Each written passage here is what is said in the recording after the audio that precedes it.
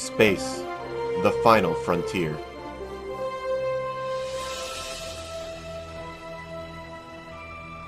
This is the podcast State of the Federation. Its continuing mission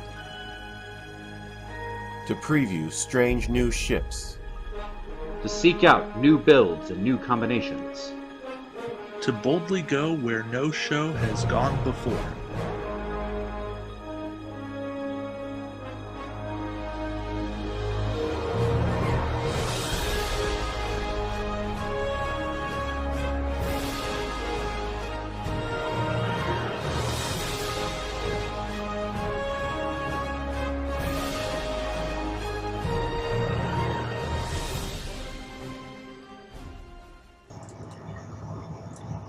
Good evening, ladies and gentlemen of the Federation, and hopefully this is getting out to you because I'm seeing a lot of red in my encoder. But welcome to Tuesday Night State of the Federation. You can't see me, but you can see my hands. Hi guys, how's it going?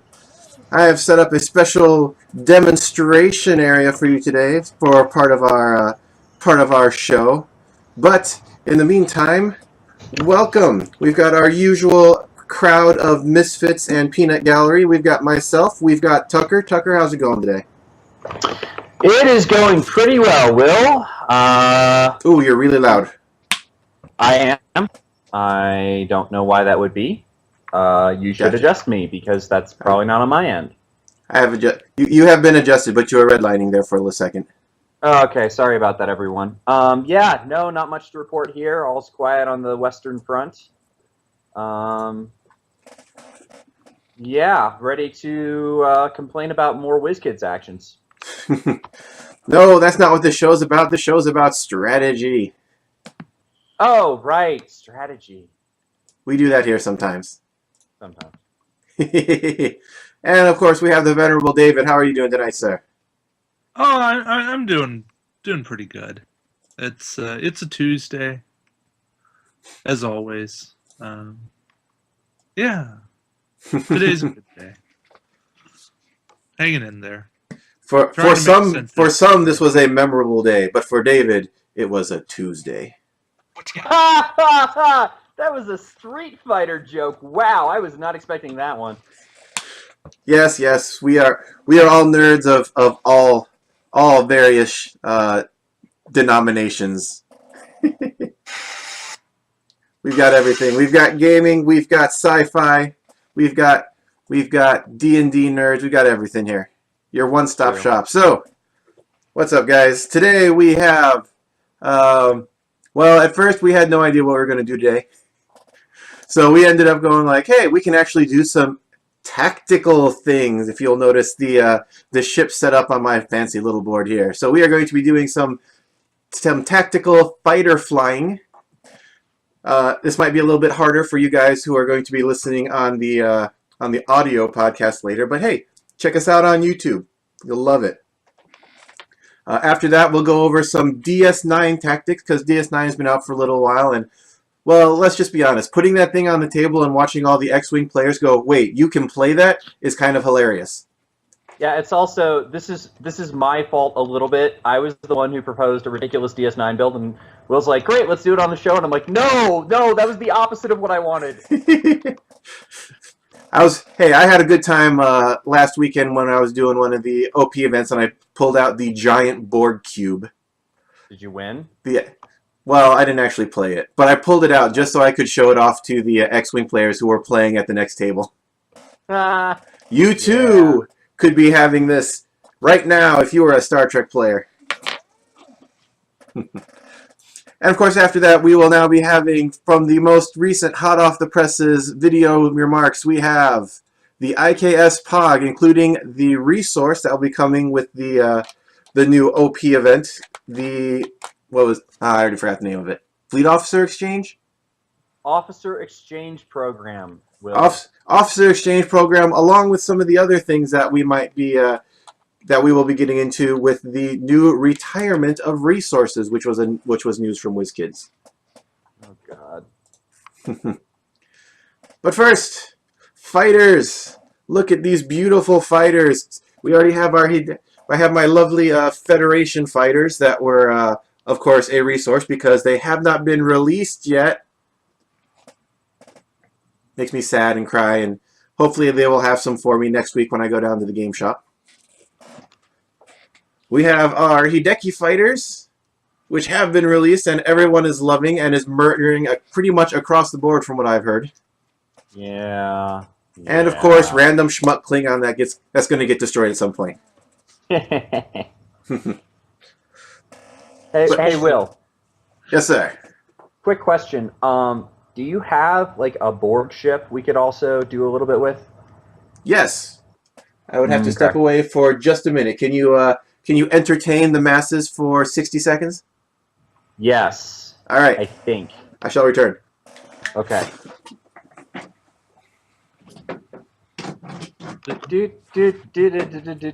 Fighters. I didn't think he meant do a song and dance. Yeah, I don't know. I may have overestimated my abilities in this entertaining department, but we do need to talk about like how to play fighters against Borg, since we're going to be seeing a lot of that, especially once we hit whatchamacallit. No, that's well, yes, effectively 120. Once we hit 120, we're going to see a lot of Seer fighter. Behold the glory of the octahedron. Sorry, do you mean the Darren? No. He means the octahedron. Oh, right. Yeah, we are the Borg. That ship looks. WizKids, we love you, but we're never letting that one go. Never gonna give it up. Never gonna let it down. Thank you. No, we are not Borg rolling anyone today. On second thought, let us not go to State of the Federation. 'Tis a silly place. It really is. We have gotten loopy over the last couple months, having to deal with the rulings and enjoying ourselves. If you don't laugh, you cry. Or both. I wish that were less true. All right. We have, behold, your standard ship with a 90-degree forward arc. He's a good ship. That was eloquent. Behold the Borg, the things that care not about where you face unless you're fighters, because you fighters, both of you, front and center, you fighters have the best maneuver dials of anything. Because look at these beautiful one-turns. Look at them. Look at the beautiful the one come-abouts of the Federation fighters. Look how short that is. I want to run my fingers through their hair, and I'm just a voice. Sorry, that was an obscure one. That really was. I don't even remember that. I don't remember what that was from, but I remember it. Yu-Gi-Oh! Abridged. Duke Devlin. Oh, good. We apologize, guys, for all of our excessive nerddom for today. And if something happens with the stream because I'm going rapidly from green to red and dropping frames for no apparent reason whatsoever, then just stick with us and refresh the stream from time to time. Because we will still be here. I have no idea why it's doing that. Okay, hey. Maybe fighters? Maybe that's a thing? Fighters a thing? It's all the fighters' fault. I don't know. But yes. So, where to even begin? Because whose idea was it for the fighter tactics? That was my idea. That was your idea. What should we start with? God, I don't even know.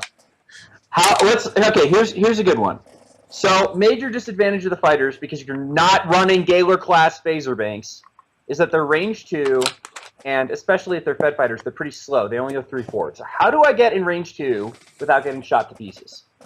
How do I get into range 2 without getting shot to pieces? That is crazy talk. We always want to get shot to pieces. But, if you can see here with my handy-dandy range ruler, showing about how far our wonderful range 3 is, and actually it takes up about my entire little example program, or my example layout. But For those of you who have not heard it, this is going to be a little bit more from the Basic Flight Training 101. Have you heard of the Rule of 11? The Rule of 11 states that when your ships are on the front line of your starting zone, which is up to 1 away from the edge of the board, and your opponent's ships are at the edge of their starting zone at 1 edge away from the board, if you do 11 points worth of maneuvers, including your own bases, you will be in range 3. If it helps, it makes it easier to visualize. The board as a whole is 22.5 bases long, I believe. And a base is roughly the size of a 1 maneuver, a little bit less. For all intents and purposes, it is a 1 maneuver because based Well, on the little notches in the front and the back. For all intensive purposes, barring clearing a ship you're already colliding with. Correct. That is an important thing I learned very early on in my stall career. Yep. So 1 is the same side to side and notch to notch. However, there are corners that will bump if you go, and so if you are trying to get by another ship, which will not work. Grrr. However, how do we go straight from range 4, outside of range 3, straight into range 2? Well, a range distance is not that big. It is only, if I could find the proper maneuver dial I want, we'll just do it this way. It is basically 2.5 base lengths. Get everyone lined up in a row. See, right down the middle. So less than a 3 maneuver. Yes. So if you are just outside of range and you wanted to get to the next range increment, you need a 2 maneuver to do it. At least a 2 maneuver. If I can find you.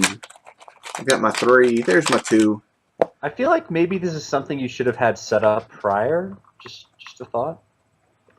Well, I have my little range of array of things here. So if you take the 2 maneuver, including your base, you are of course 1 further along than the line. And hey, this wasn't my idea. This was your idea. I thought you had a plan. You're the one with the camera. I am the one with the camera. So, moving from range 4 to range 2. First thing you have to do is consider how far you are from your opponent.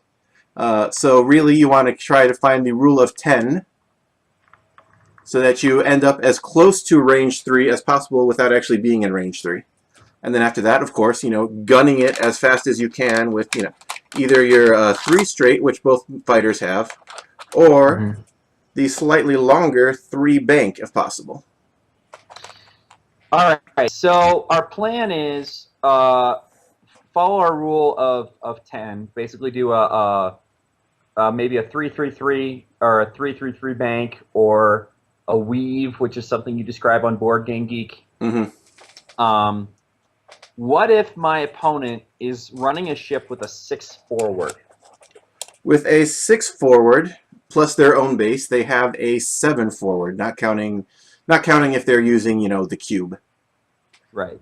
But that means that your best maneuver is to play cautious. You want to do a 2 forward with all of your ships, and potentially even less than that with your 4 hull ships that you have to bring along to carry fighters, because they are able to shoot at range 3. So you want them behind the fighters, so everyone's shooting at the same time.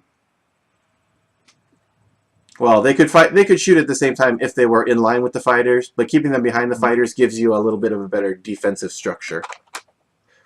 So, really, the ideal situation is fighters range 2, Klingon warriors at range 3, and then the Borg sitting over on the other side, taking all of the hits straight to their hull.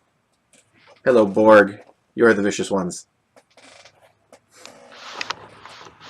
Okay, so what about that? That makes sense to me if we're talking about ships that are going to close to engage, or even ships that are going to play some, like a parallel deployment strategy or something. That just makes it easier to control.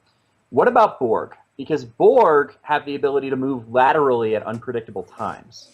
Like, how do I stop, for example, let's say I'm about to move in range next turn. How do I stop them from just spinning out of the way, basically, leaving me in range 3 or even worse, range 2 of them, and them out of arc of my 90 forward fighters. Mm-hmm. Let's see. Assuming you get into the farthest distance possible for these guys, range 3, just barely, you have a problem with the Borg moving backwards as well. So if you take the largest kind of maneuver you can, which would be the 3 arc, you are within range, almost range 1. Moving laterally actually does not change that much. Unless, of course, they are getting out of your... They're going the wrong way and getting out of your arc. They're going... This is where I enjoy the weave. Most Borg players like to hug the edges. In which case, they only have one lateral movement, and that's away from the board edge. So if you can kind of keep yourself at that minor angle where if they went forward, they hit you and are in your arc. They went sideways, they don't hit you, but they're still in your arc. Or if they go backwards, well, you might have some problems. Okay, but what that also says, by the way, is that flipping the perspective on this a little bit, and this probably isn't something we want to talk too much about, if I'm a Borg player, I might not want to hug the edges so much when I'm playing against fighters. Indeed. The first thing that you can do against fighters is to try to back up and stay in range 3. Or, of course, like you said earlier, which what they do with most normal ships, is try to move laterally. So, laterally or behind other ships. Because they are sneaky little jerks like that. But fighters have a little bit of an advantage of their own. Even with the limitation of their 90 arc, if you can get a good idea of where the Borg ship is going, then you have the shortest maneuver in the game available to you, the 1 turn, which is usually pretty good to keep anything in arc. Goes sideways. Oh man, I'm right into you. You might of course end up bumping a couple times, but hey, tossing them in action is also not a terrible way to use your fighters. Yeah, and it matters. I would say, would I be right in saying, let me put it this way, would I be right in saying that the action loss matters less to the fighters than it does to the Borg, in most cases? In most cases, especially since fighters generally have 2 actions they can take, evade or target lock. You could start upgrading them and adding a lot of things, but as we discussed back in the discussion on fighters of the Hidekis when we were previewing them, most fighter squadrons are pretty darn effective just naked. You know, nothing more they need than their 5 or 6 attack, and just use your maneuvering skills to get them in range to get the job done.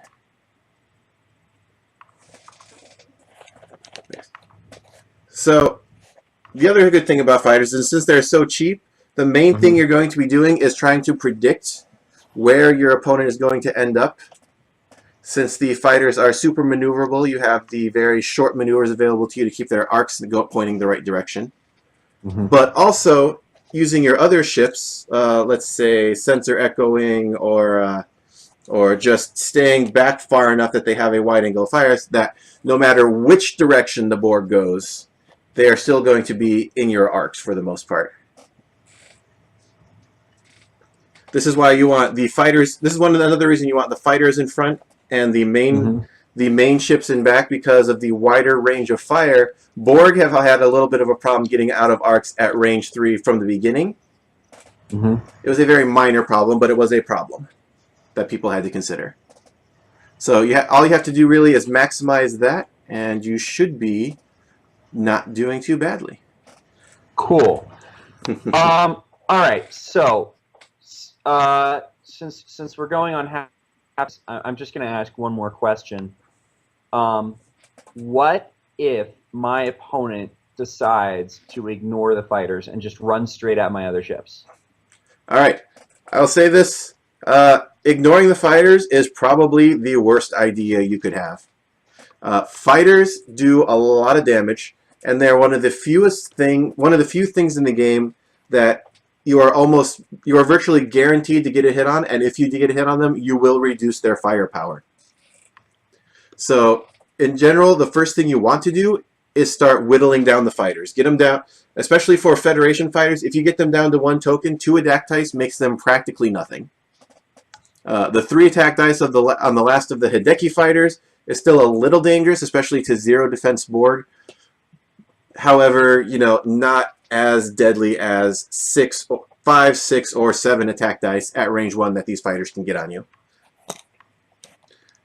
So the first thing you should be doing is, if you are not playing the fighters, staying at range 3, taking out as many of the fighters as you can before they get into combat, especially since they have, you know, they will never shoot completely first, since they have very, what's the word, static captain skill numbers. You can never get them over to 10 because they can't have special captains and whatnot. Okay. So use your superior captain skill to take a couple of them out, so they're doing less damage by the time their turn to fire comes around. If you have fighters of your own and you have initiative, you can use that to your advantage to take out a fighter squadron, because as soon as that fighter squadron takes a damage, it can take a damage from all your other fighter squadrons before it fires, since its captain skill will be, again, lower than it started out at. All right. Cool. That makes sense. I am pretty satisfied on this topic. David, do you have any questions? Any thoughts? Any additional strategic add-ons? My only concern is that there's nothing from stopping a board player who encounters fighters from doing their best to always stay at range 3. Now, I mean, Will was talking about the weave and how that can eliminate the Borg's ability to stay at range 3. And the Borg can't back up forever. Indeed. So, for those who are a little bit confused, since we might not have explained it completely, the weave is setting your ships up at such an angle that bank maneuvers take them basically in a straight line down the board, rather than making a bank maneuver turning you 45 degrees. right. It's setting your ships up roughly on a 22.5 degree angle. Mm-hmm. So, right. So think 90 is setting your ship up sideways. And especially for fighters like the Federation fighters who don't have a 4 forward, the 3 bank will actually get them farther and closer to the enemy than a 3 straight would. Yeah. And it's pretty handy. But yes, one of the weaknesses of fighters is if you're on a fully open board, Borg has a good way of just going all the way to the next edge, all the way up to the 3rd edge, and all the way back. This was most effective if you can, through OPs 2 and 3 we just had. I just had an OP2 and an OP3 in the last week. OP3 for the Resistance, you're on you're only on half the size of the board, so that was a great time to use fighters. OP1, which was on a full board, even if it did have the minor incursions for the Borg detection field, was not as good for fighters. Fighters like close, tight, contained spaces. Tholian web style, if we were to go back and do that again. Mm-hmm. Tholian web, or even with a decent amount of small debris tokens, since they have such good maneuverability with their exceptionally tight turns. Mm-hmm. They can get around things like asteroids and ship debris pretty easily and pretty handily. And yeah. Other biggest thing about fighters is that you will be making probably liberal use of the U-turning ability as well.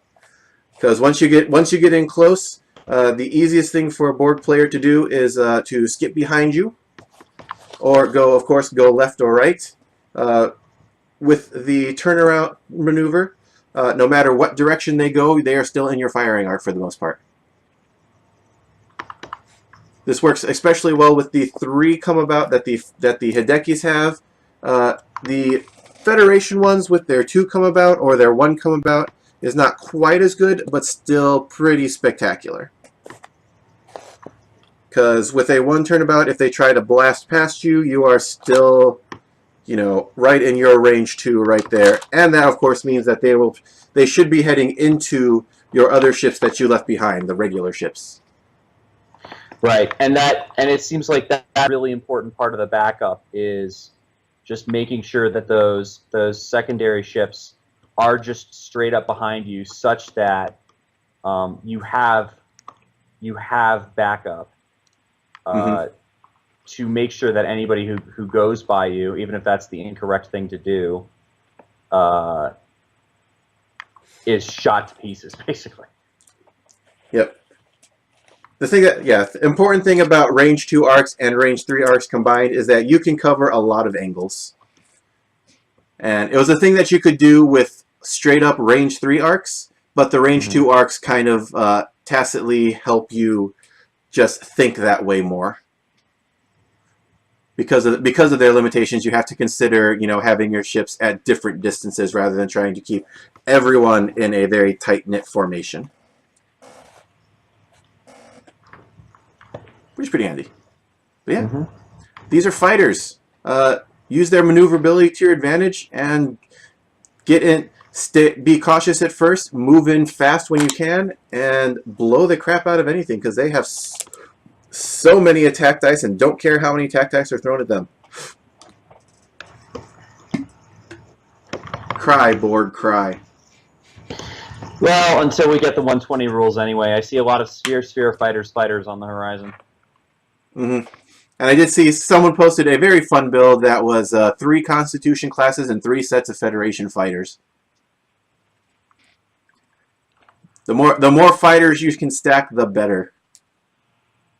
Yeah. Beware of mines, multi-kinetics and cloaked mines especially. Yeah. That is not the best, let me tell you. Yeah. Fighters.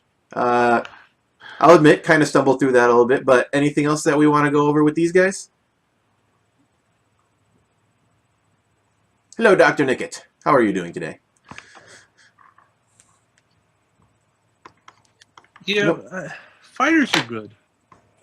I mean, that's understating it, but fighters are really, really good ships.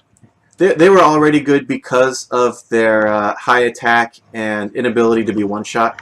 The great maneuverability that you can only find on like on a science vessel or a Bajoran interceptor combined with high attack makes them even more spectacular. Yeah. Not quite as good as if they had the 4-way Borg movement, but I mean, can't have everything, right? Until we get Borg fighters. Are there Borg fighters? You could do it with probes. Who's the STO player? Do they have Borg faction fighters you can fly? No, but they have little tiny ships that a guy can dream. Okay. we could have a squadron of the little tiny scout cubes. Well, there's a smaller ship than a scout cube, which is a probe. But what I'm actually hoping for, what I would really like to see, is that shuttle they assimilate in Enterprise. Because Arapure people annoy me. So that there will be Borg in a original series or earlier only game. Yes. I insist. Is there anyone that actually plays Arapure? Yes, there is. That'd be fun. I'd do that. Yeah. See, I don't do Era for missions. Never for OP. Tholian would.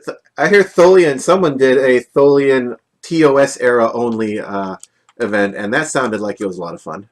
Yeah, I was considering that. Same with the arena.